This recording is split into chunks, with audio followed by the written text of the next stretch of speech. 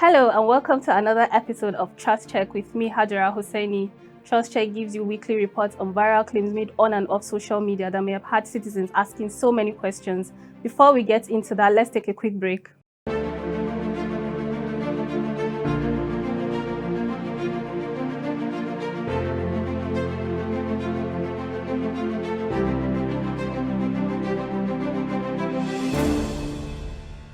Welcome back to Trust Check. Social media content will sometimes have you asking yourself how some people come up with so much fake information they bring online. The truth is some do it innocently while others do it for attention, which is popularly called chasing clout or clout chasing on social media. That is why on Trust Check we make it our duty to remind you that it is important to verify information that is too good to be true before you share. This week we take on multiple claims. The first is the CCTV footage going around suggesting that it is the footage of how Davido's son drowned. Meanwhile, the video shows an unsupervised child swimming in an inflatable pool, which is not the story behind the unfortunate event that happened. Findings by Trust Check reveal that the video is misleading. For one, the date on the CCTV footage shows that it was captured in March 2019. Let's take a look at the video.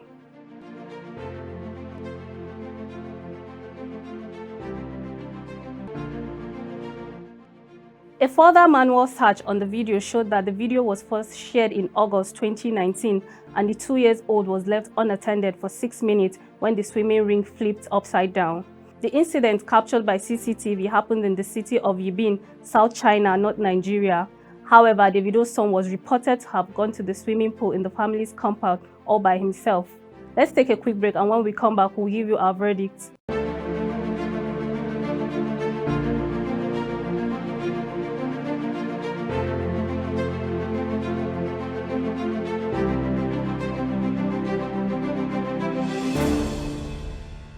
Welcome back to Trust Check.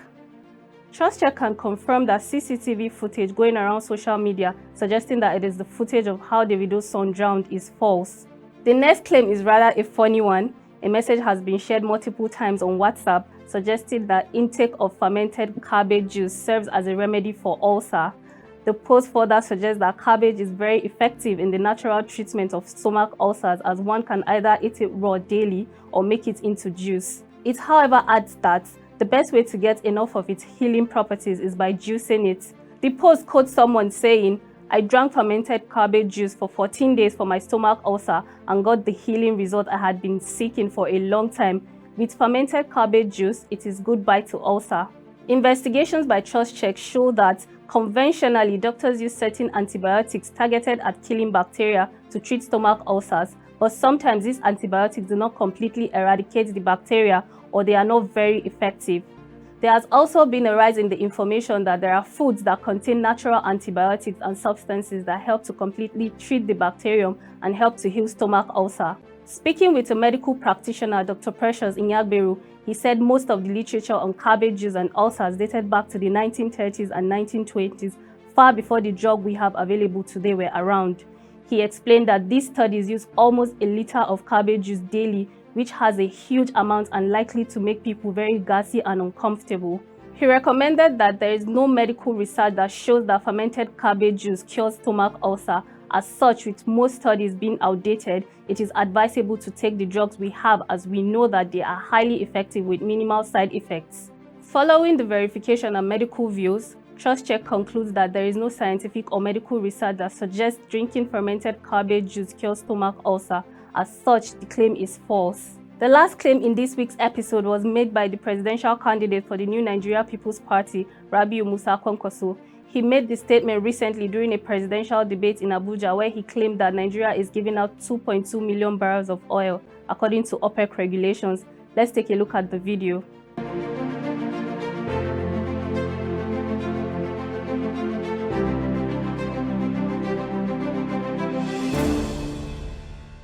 The issue of subsidy, yes, we are all aware that there is a lot of corruption in that field.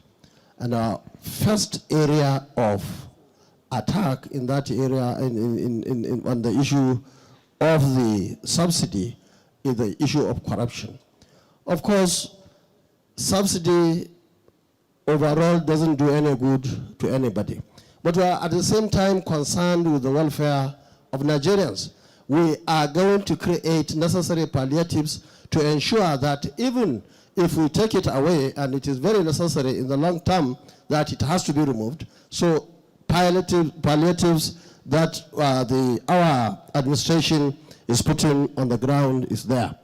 Now, the issue of exchange rate. You see, in economy, there are so many things that are intertwined. It's not one thing, it's not two things. The issue of exchange has to do with so many things. Has to do with the corruption that is going on in the nation, has to do with even the oil theft. As we have heard, we have 2.2 million that we are supposed to give out or send out going by the OPEC arrangement. Now the record we have is much less than that.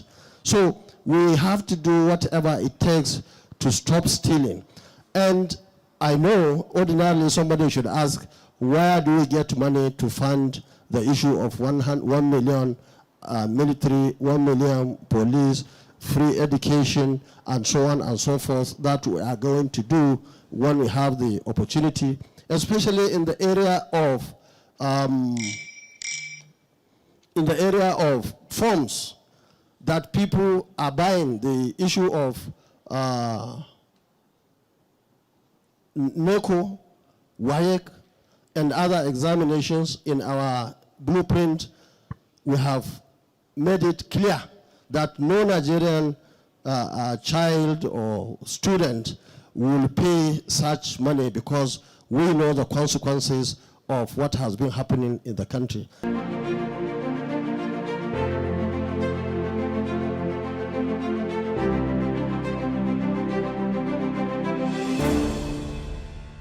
Although in recent times, the Nigerian oil and gas industry has been facing a lot of challenges, as the oil output had been quite low, making it difficult to meet its crude oil production quota.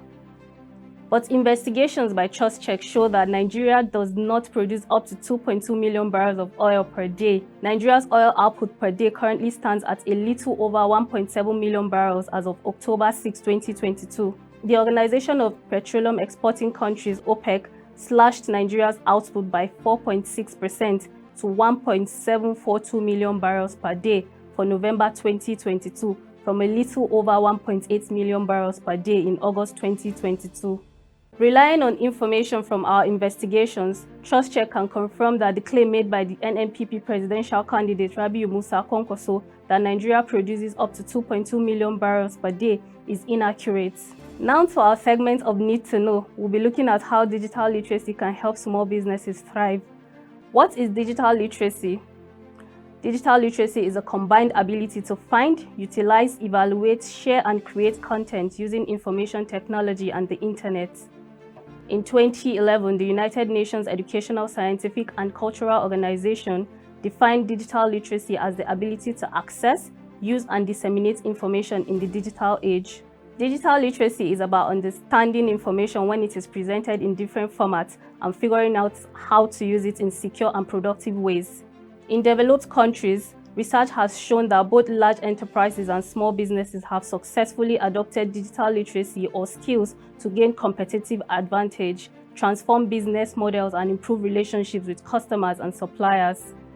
These skills are an essential success factor for many successful small business owners.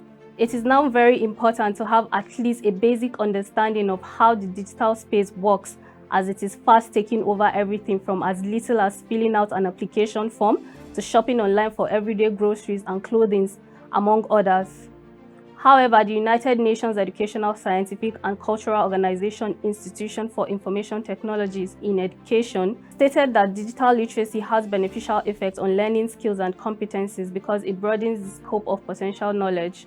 Similarly, during a one-day virtual workshop earlier this year, the Minister of Communications and Digital Economy, Malam Isa Pantami, noted that for Nigeria to achieve its ambitious target of 95% digital literacy level by 2030, he stressed that Nigeria will need to build the literacy of citizens in order for them to understand and consume digital services. The awareness of what digital literacy is and the reality of its influence on our daily lives will significantly improve its promotion in Nigeria. We can dominate our environment in many ways with digital literacy. According to a 2016 report by Oxford Economics, the global digital economy is valued at $11.5 trillion, or approximately 16% of the global economy. The global economy is also projected to account for a quarter of the global economy in the next 10 years. Nigeria currently does not have a large slice of the global digital economy, but an effort is being made to position the nation to play a leading role in contributing to this economy. Putting these statistics into consideration, a business owner in Nigeria should at least have basic knowledge on how to navigate the internet for seamless business transactions. It could be for communication purposes between a business owner and their customers. It could be for payment purposes through bank apps, USSD codes, or POS. Despite the efforts of the government in creating small business development agencies in Nigeria, small businesses continue to face challenges that threaten their survival. However, several interventions have been launched in Africa, particularly in Nigeria, to assist entrepreneurs to grow sustainable businesses and become more digitally literate. However, the key issues affecting small business owners include lack of funds, low entrepreneurial and managerial capabilities, poor and unreliable infrastructure, a harsh business environment, poor service delivery, and lack of access to modern technology. Experts have suggested that the federal government should reinvent the future of small business owners by giving them access to more funds and extending its current education reforms to make it more functional and need-oriented driven, with an emphasis on social networking services such as Facebook, WhatsApp, Instagram, Twitter, and YouTube, among others, and how they can help entrepreneurial returns among small business owners. Lastly, there should be a reliable structure and a flexible business environment for business owners and more access to technological knowledge. While we bring you weekly reports on false information circulating on and off social media, a simple way to stop the spread of fake news is to verify any information before sharing them. Always remember that fake news causes damage with irreversible effects. For more details on the fact check, visit www.trustcheck.dailytrust.com and follow us on all social media platforms at Trust TV News. Until I come your way next week, I am Hajara Hussaini.